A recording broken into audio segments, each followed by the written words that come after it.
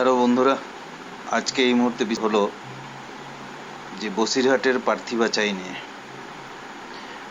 বসিরহাটে কেন রেখাপাত্রকে বিজেপির এত বড় একটা দায়িত্বের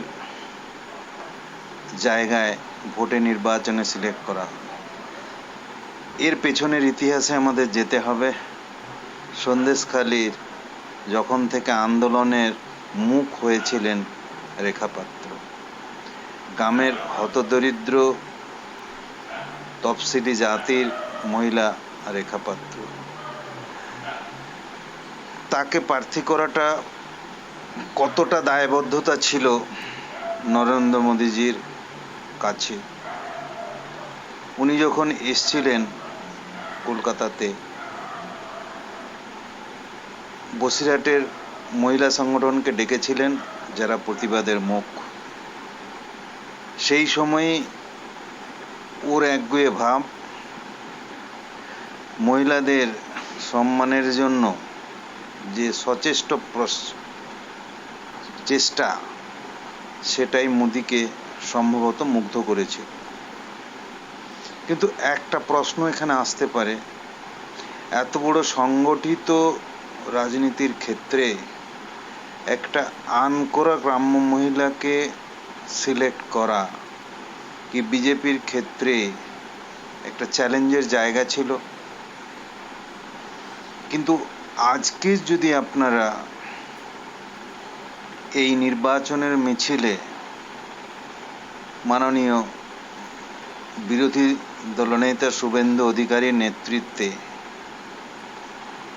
যে মিছিল হয়েছিল, তাতে দেখা যায়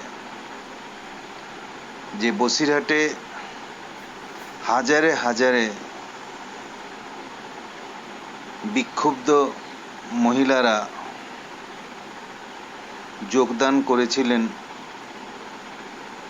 বসিরহাটের সভায়।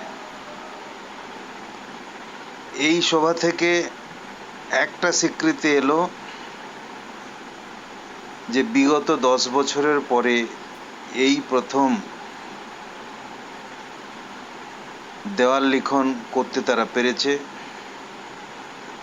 এবং তাদের মধ্যে একটা স্বতঃস্ফূর্ত ভাব জেগে উঠেছে।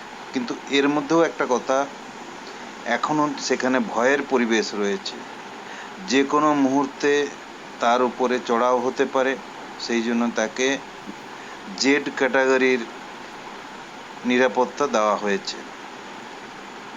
এহেন আনকরা মুখের উপরে এই উত্থানকে আপনারা সমর্থন করবেন, সেই আশা নিয়ে বসিরহাটের মানুষ একজোট হয়েছে।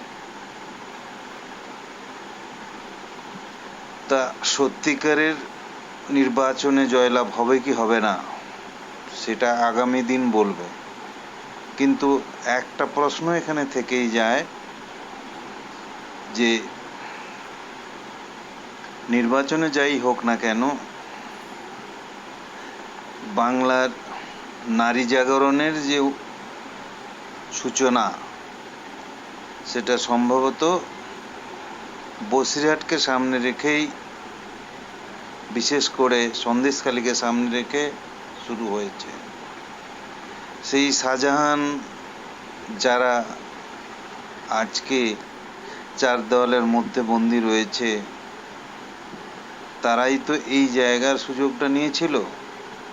মা বোনদের সম্মান, তাদেরকে অত্যাচার, নারী নির্যাতন কোনো অবস্থাতেই তথাকথিত শাসক দল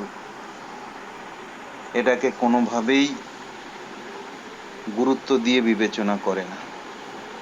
এর পেছনেও হয়তো রাজনৈতিক অঙ্ক আছে, সেটা স্বাভাবিক ব্যাপার। কারণ আজকের ভোট যে কোনো উপায়ে জিততে হবে।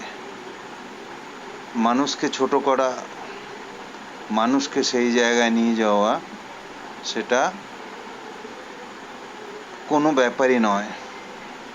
সেটা আজকের কার্টুনেই আপনারা দেখতে পাবেন যে পশ্চিমবঙ্গ কি একটা সেপারেট ইন্ডিপেন্ডেন্ট দেশ হয়ে প্রতিষ্ঠা নেবে, না অঙ্গরাজ্য হিসাবে প্রতিষ্ঠা হবে।